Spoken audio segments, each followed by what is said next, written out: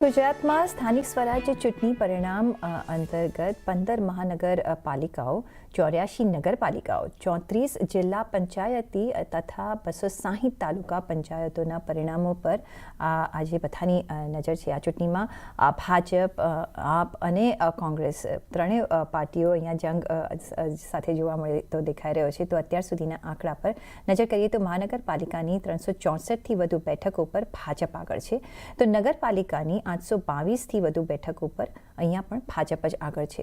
મતગણતરી પર વધુ વિગત આપવા અમદાવાદથી અમારા સંવાદદાતા કેતન જોશી જોડાઈ ગયા છે. કેતનભાઈ, કઈ રીતના માહોલ છે, કઈ રીતના મતગણતરી ચાલી રહી છે, ક્યાં સુધી શું એક અત્યાર સુધી જે બી આપણે નંબર્સ કે રિઝલ્ટ્સ જોઈ રહ્યા છે, જે આગળ છે, નોટ રિઝલ્ટ્સ આગળ છે, ભાજપ જ આગળ છે, કઈ રીતનો ટ્રેન્ડ તમે જોઈ રહ્યા છો? જુઓ, હું સીએનબીસી બજારના દર્શકો સમક્ષ અમુક જે ઇન્ટરેસ્ટિંગ ફિગર રાખવા માંગુ છું.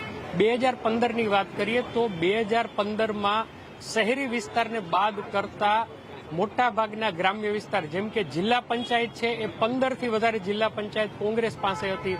આ ઉપરાંત મહાનગરપાલિકાઓમાં પણ કોંગ્રેસ છવાયેલું હતું. પરંતુ 2021 એટલે કે ઠીક 5 વર્ષ પહેલા આખું ચિત્ર ઉલટ થઈ ગયું અને મોટા ભાગના જિલ્લા પંચાયત, મહાનગરપાલિકા એટલે કે શહેરી વિસ્તારમાં તો ભારતીય જનતા પાર્ટીનો દબદબો હોય એ સ્વાભાવિક છે, તો ત્યાં તો એમને ખૂબ સારી રીતે રિઝલ્ટ આપ્યા. પરંતુ જ્યાં જિલ્લા તાલુકા પંચાયત છેક સુધી જ્યાં વોટર હોય છે એમાં પણ ભાજપે ક્લીન સ્વીપ મેળવી લીધી 2021માં.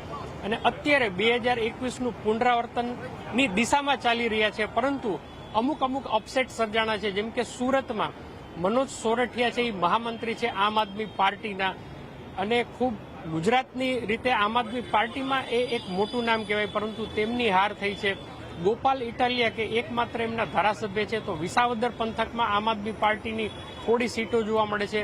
સૌરાષ્ટ્રમાં જૂનાગઢની વાત કરીએ તો ત્યાં પણ એ જ રીતે તમે અમુક સીટો જોઈ શકો છો. અત્યારે હું કેમેરામેનને કહીશ કે ખાનપુર કાર્યાલય કે જે ભાજપની એક ઓળખ છે અમદાવાદમાં, અહીંયા આપ જોઈ શકો છો કે પ્રેરકભાઈ શાહ છે જે શહેર ભાજપના પ્રમુખ છે, અમિતભાઈ શાહ છે જે ધારાસભ્ય છે, આ ઉપરાંત બીજેપીના અનેક નેતાઓ અહીંયા છે. અને જેમ જેમ રિઝલ્ટ આવતું જાય છે એ રીતે તેઓ સેલિબ્રેશનની તૈયારીમાં છે. પરંતુ કોંગ્રેસનું ઝીરો નથી. કોંગ્રેસે અત્યારે જિલ્લા પંચાયતની અમુક સીટો મેળવી છે, આમ આદમી પાર્ટીએ પણ ખાતું ખોલાવ્યું છે. પરંતુ મોરોલેસ આપણે કહી શકાય કે ભારતીય જનતા પાર્ટી આગળ છે. તો પ્રેરકભાઈ આપણી સાથે છે, અમદાવાદ શહેર ભાજપના પ્રમુખ. પ્રેરકભાઈ, જણાવો કે ખાસ કરીને તમારે ઊભું થવું પડશે, બીજેપી છે એ કઈ રીતે જે 2021માં ક્લીન સ્વીપ હતી એ જ દિશામાં જઈ રહી છે, આમ આદમી પાર્ટી પણ અમુક સીટ ઉપર તો જીતી રહી છે. અત્યારે અમદાવાદ શહેરના રિઝલ્ટ આવવાની શરૂઆત થઈ ચૂકી છે. માનનીય પ્રધાનમંત્રી શ્રી નરેન્દ્રભાઈ મોદી સાહેબ જ્યારે ગુજરાતના મુખ્યમંત્રી હતા અને એ વખતે જે ગુડ ગવર્નન્સની નીતિ અખત્યાર કરી હતી, કેન્દ્રીય ગૃહ અને સહકાર મંત્રી શ્રી અમિતભાઈ શાહ સાહેબે જે શાંતિ, સલામતી અને સુરક્ષાનું વાતાવરણ અમદાવાદને આપ્યું હતું, એ જ નીતિ પર અત્યારે વર્તમાન મુખ્યમંત્રી માનનીય શ્રી ભૂપેન્દ્રભાઈ પટેલજીએ વિકાસની નીતિ અને અમારા માનનીય પ્રદેશ અધ્યક્ષ શ્રી જગદીશભાઈ વિશ્વકર્માજીની બૂથ સ્તરના પ્લાનિંગ, એના નેતૃત્વના કારણે આજે અમદાવાદ શહેરની અંદર ભારતીય જનતા પાર્ટીની એક પછી એક પેનલો વિજેતા બનવા તરફ જઈ રહી છે. અત્યારે જે અમારી જોડે શરૂઆતી રૂઝાન આવ્યા છે એમાં ગોતા, થલતેજ, નવરંગપુરા, ચારખેડા, અમરાઈવાડી, સૈજપુર, અસારવા, આ તમામ વોર્ડમાં ભારતીય જનતા પાર્ટીની પેનલો વિજેતા બની ચૂકી છે. આગામી થોડા કલાકની અંદર ટ્રેન્ડ પૂરેપૂરો આવી જશે. પરંતુ જે પ્રકારનો અત્યારે શરૂઆતી રૂઝાન છે એ પ્રકારે દેખાઈ રહ્યું છે કે અમદાવાદ શહેરની જનતાએ વિકાસને સમર્થન આપ્યું છે. લોકોની વચ્ચે રહેતા ભારતીય જનતા પાર્ટીના કાર્યકર્તાઓ અને નેતાઓને સમર્થન આપ્યું છે. લોકોએ વિકાસની નીતિને સમર્થન આપ્યું છે. અને જે પ્રકારનું જન સમર્થન ભારતીય જનતા પાર્ટીને મળી રહ્યું છે, આ જીત હું અમદાવાદ શહેરના લાખો નાગરિકોની જીત કહું છું અને એમના ભારતીય જનતા પાર્ટી ઉપર મૂકેલા વિશ્વાસની જીત છે. અને જે પ્રકારે લોકોએ વિશ્વાસ મૂક્યો છે એને પૂરેપૂરું અમે કાર્ય દ્વારા. પ્રેરકભાઈ, જમાલપુર, ખાડિયા, દરિયાપુર જ્યાં લઘુમતી વોર્ડ છે એ કોંગ્રેસ તરફ ગયા હોય, તો ત્યાંની સ્થિતિ અત્યારના રૂઝાન તમારી દ્રષ્ટિએ કેવા છે?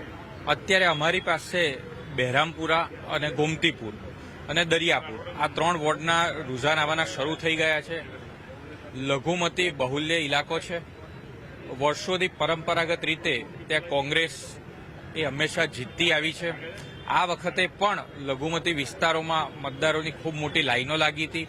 અત્યારે દરિયાપુરની અંદર ભારતીય જનતા પાર્ટીના એક ઉમેદવાર એ આગળ ચાલી રહ્યા છે, પરંતુ જે રીતે લોકોનો ઉત્સાહ છે, પ્રજાનો પ્રતિસાદ છે અને ભારતીય જનતા પાર્ટી તમામ રેકોર્ડ તોડી અને બહુમતી બનવા તરફ આગળ જઈ રહી છે. આપણે અમિતભાઈ શાહ જે ધારાસભ્ય છે, અમિતભાઈ તમારી પાસે અત્યારે જે આંકડા આવે છે અને 100% મહાનગરપાલિકાઓમાં તો ભગવો લહેરાશે જ, પરંતુ ગ્રામીણ વિસ્તાર છે ત્યાં હજુ પણ આમ આદમી પાર્ટી કોંગ્રેસ છે એને બિલકુલ હથિયાર હેઠા નથી મૂકી દીધા.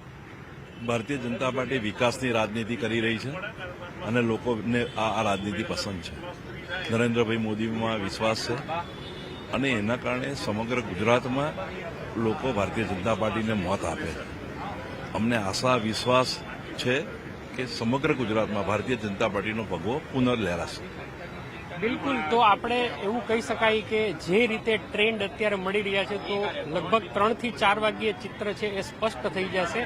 તો બીજેપી છે એ ફરીથી 2021નો ઇતિહાસ છે એનું પુનરાવર્તન કરે એવું જ લાગી રહ્યું છે, પરંતુ વિસાવદર છે, જૂનાગઢ છે અને અમુક જે સીટ છે ત્યાં આમ આદમી પાર્ટી છે એનું વર્ચસ્વ છે. તો કોંગ્રેસની જે પરંપરાગત જે સીટો આવી છે, આપણે અમદાવાદની કે મહાનગરોની વાત નથી કરતા, પરંતુ તાલુકા જિલ્લા પંચાયતમાં એમને પણ પોતાનું અસ્તિત્વ ટકાવી રાખ્યું છે. પરંતુ આ વખતે પણ મહાનગરપાલિકા, જિલ્લા પંચાયત, તાલુકા પંચાયત મોટા ભાગની ભારતીય જનતા પાર્ટી પાસે રહેશે એ નક્કી છે. જી કેતનભાઈ, ઘણો આભાર આ સમગ્ર જાણકારી માટે, અને અમે તમારી પાસે આવતા રહીશું લેટેસ્ટ અપડેટ્સ લેવા માટે. પણ અત્યારના જેમ જોઈ રહ્યા છે ભાજપનો દબદબો અત્યારના તો આપણને વધારે લાગે છે. મતગણતરી અત્યારના ચાલુ છે, પણ સ્વરાજ